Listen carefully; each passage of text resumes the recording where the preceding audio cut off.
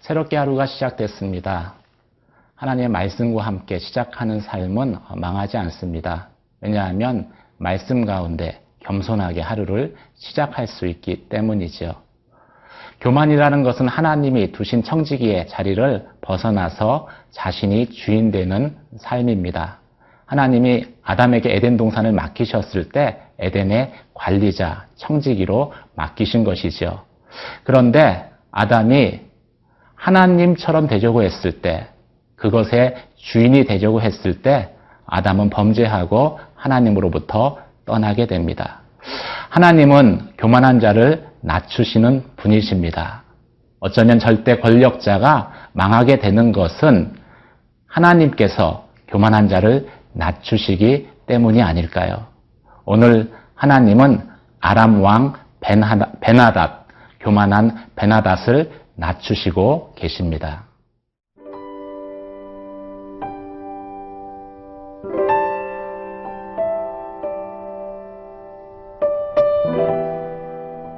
열왕기상 20장 1절에서 12절 말씀입니다. 아람의 벤하닷 왕이 그의 군대를 다 모으니 왕 32명이 그와 함께 있고 또 말과 병거들이 있더라. 이에 올라가서 사마리아를 에워싸고 그곳을 치며 사자들을 성 안에 있는 이스라엘의 아합 왕에게 보내 이르기를 베나닷이 그에게 이르되 내 은금은 내 것이요 내 아내들과 내 자녀들의 아름다운 자도 내 것이니라 하매 이스라엘의 왕이 대답하여 말하기를 내 주 왕이여 왕의 말씀같이 나와 내 것은 다 왕의 것이니이다 하였더니 사신들이 다시 와서 이르되 베나닷이 이르노라 내가 이미 네게 사람을 보내어 말하기를 너는 내 은금과 아내들과 자녀들을 내게 넘기라 하였거니와 내일 이맘때에 내가 내 신하들을 네게 보내리니 그들이 네 집과 네 신하들의 집을 수색하여 네 눈이 기뻐하는 것을 그들의 손으로 잡아 가져가리라 한지라. 이에 이스라엘 왕이 나라의 장로를 다 불러 이르되 너희는 이 사람이 악을 도모하고 있는 줄을 자세히 알라. 그가 내 아내들과 내 자녀들과 내 은금을 빼앗으려고 사람을 내게 보냈으나 내가 거절하지 못하였노라. 모든 장로와 백성들이 다 왕께 아뢰되 왕은 듣지도 말고 허락하지도 마옵소서 한지라. 그러므로 왕이 베나닷의 사신들에게 이르되 너희는 내 주 왕께 말하기를 왕이 처음에 보내 종에게 구하신 것은 내가 다 그대로 하려니와 이것은 내가 할 수 없나이다 하라 하니 사자들이 돌아가서 보고하니라. 그때에 베나닷이 다시 그에게 사람을 보내어 이르되 사마리아에 부스러진 것이 나를 따르는 백성의 무리의 손에 채우기에 족할 것 같으면 신들이 내게 벌 위에 벌을 내림이 마땅하니라 하매 이스라엘 왕이 대답하여 이르되 갑옷 입는 자가 갑옷 벗는 자 같이 자랑하지 못할 것이라 하라 하니라. 그때에 베나닷이 왕들과 장막에서 마시다가 이 말을 듣고 그의 신하들에게 이르되 너희는 진영을 치라 하매 곧 성읍을 향하여 진영을 치니라.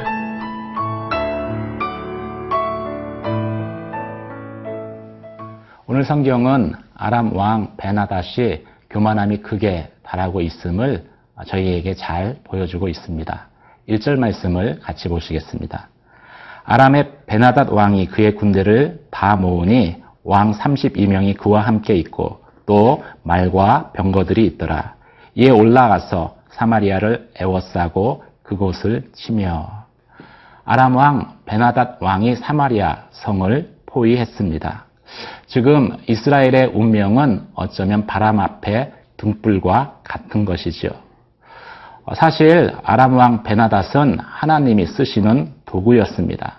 하나님은 이스라엘의 역사 가운데에서 주변 국가를 통해서 이스라엘이 하나님을 떠날 때 그들을 징계하는 채찍으로, 도구로 사용하셨기 때문이죠. 그런데 오늘 말씀 가운데 보면은 아람 왕 베나닷의 행동은 자신이 하나님의 도구인 것을 망각하고 마치 자신이 주인인 것처럼 행동하고 있음을 저희 가운데 보여주고 있습니다. 그렇다면 무엇이 이 아람 왕으로 하여금 하늘 높은 줄 모르고 교만하도록 만든 것일까요? 오늘 말씀 가운데 그의 군대, 그리고 전차와 말들, 그리고 32명의 영주들. 베나닷이 교만케 된 것은 그가 가진 것들에 대한 지나친 확신 때문입니다. 이처럼 인간의 교만은 자기 것에 대한 지나친 자신감 속에서 종종 시작되기 때문이죠. 아람 왕은 자신의 군대 2차 사마리아 성 침공 때 보면은 거의 10만에 달했다라고 말씀하고 있습니다. 그 10만을 다 벌판에 펼쳐 놓았다라고 생각을 해보십시오. 얼마나 높아지겠습니까? 또 아람 왕은 자신의 말을 탄 기마병들도 전차도 많이 소유하고 있었습니다. 강한 군사력. 인간의 교만은 자신의 가진 힘에 대한 자신감에서 시작되는 것이죠. 그리고 32명의 왕들. 아마도 이들은 자신이 다스리는 부족의 족장들이든지 아니면 속국의 왕들이었을 것입니다. 자신의 소유 때문에, 능력 때문에 아람 왕은 교만케 되어진 것이죠. 처음에는 자신의 가진 것 때문에 교만이 시작됩니다. 하지만 교만은 점점 자라게 되고 이내 남의 것까지도 자신의 것으로 착각하게 만드는 것이죠. 이 아람 왕이 이스라엘에 전령을 보내며 이렇게 말합니다. 내 은도 내 것이고 내가 가장 사랑하는 아내와 자식들도 내 것이다. 아합 왕의 은금을 자기 것이다 라고 하는 것은 그래도 이해할 수 있습니다. 그런데 아합 왕의 아내와 또 그의 사랑하는 자녀들까지도 자신의 것이라고 말하는 것은 이 아람 왕 베나닷이 얼마나 하나님 앞에 또 이스라엘 앞에 교만케 되어졌는가를 저희 가운데 보여주는 것이지요. 그런데 이처럼 굴욕적인 말 앞에서 아합이 이렇게 고백을 합니다. 나와 내 것은 다 당신의 것입니다. 어쩌면 아합의 이 고백 가운데에서 우리는 하나님을 떠난 이스라엘의 비참한 현실을 여과 없이 바라볼 수 있을 것입니다. 교만한 사람의 특징은 강한 자에게는 약하지만 약한 자에게는 훨씬 더욱더 교만하게 대한다라는 것이죠.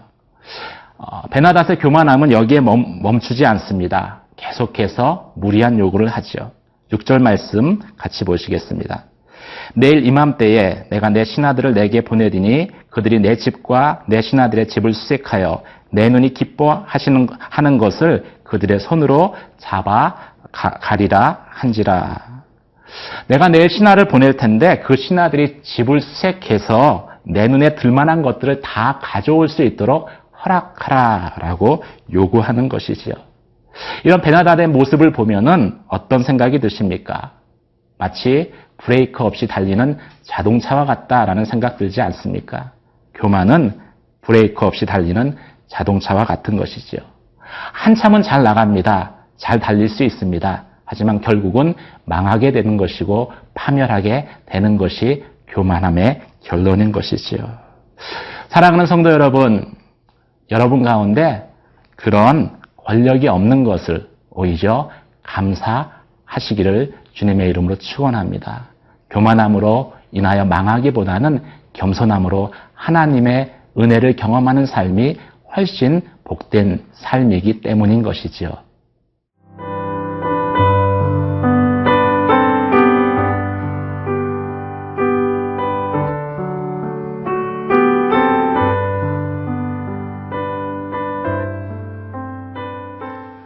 아합왕도 처음에는 베나닷의 요구에 굴복합니다. 하지만 계속해서 더 무리한 요구를 하자 마침내 아합도 베나닷의 요구를 거부하게 되죠. 9절 말씀 가운데 이렇게 기록하고 있습니다. 그러므로 왕이 베나닷의 사신들에게 이르되 너희는 내 주 왕께 말하기를 왕이 처음에 보내 종에게 구하신 것은 내가 다 그대로 하려니와 이것은 내가 할 수 없나이다 하라 하니. 중국의 병법서에 보면은 공통적으로 등장하는 최고의 병법은 적을 교만하게 하는 것이다 라고 합니다. 교만하면 실수하게 되고 그 실수로 인해서 전쟁의 승기를 잡을 수 있기 때문인 것이죠. 교만한 사람의 특징은 자신의 힘을 너무 과신한 나머지 경솔하게 행동한다는 것입니다. 오늘 본문 가운데 등장하는 베나닷의 경솔한 행동은 크게 세 가지로 요약할 수 있습니다. 첫 번째, 베나닷은 아합 왕의 태도 변화에 주목하지 않았습니다. 아합 왕이 변하고 있었습니다. 처음에는 내 주 왕이여 나의 것이 다 왕의 것입니다. 이렇게 비굴하게 굴복했지만 두 번째에는 처음의 요청은 들어줄 수 있지만 나중 요청은 들어줄 수 없습니다. 라고 이야기를 합니다. 그리고 마지막에는 갑옷을 입은 사람이 갑옷 벗은 사람처럼 자랑해서는 안 된다라고 훈계하기까지 합니다. 전쟁을 해보지도 않고서 어떻게 전쟁의 승패를 확신하며 그렇게 말하느냐라고 베나닷을 꾸짖는 것이죠. 베나닷은 아합 왕의 말과 행동이 이렇게까지 변했는지에 대해서 깊이 생각하지 않았습니다. 교만했기 때문이죠.